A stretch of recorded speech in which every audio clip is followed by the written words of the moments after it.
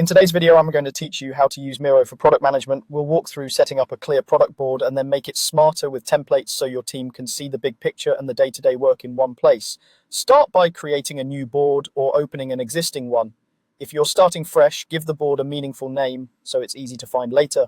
When the board opens, you're working on an infinite canvas, which is perfect for organizing complex product work. Zoom out a little to create room, then think of the board as a workspace divided into a few key areas. Use frames to create those areas. Frames act like sections or slides that help you structure information and present it cleanly. From the left toolbar, select the Frames tool and add 4 frames, one for product vision, one for roadmap, one for backlog, and one for releases. Name each frame clearly so team members can scan the board at a glance. In the product vision frame, add your vision statement and a few guiding principles to keep your team anchored.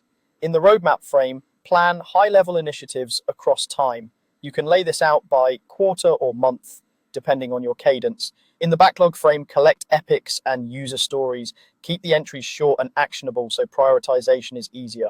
In the releases frame, group the work that's scheduled for upcoming versions. This becomes your bridge between strategy and delivery. To speed things up and align with best practices, use Miro's templates.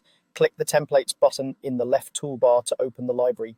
Choose the roadmap template to quickly create a time-based view of initiatives.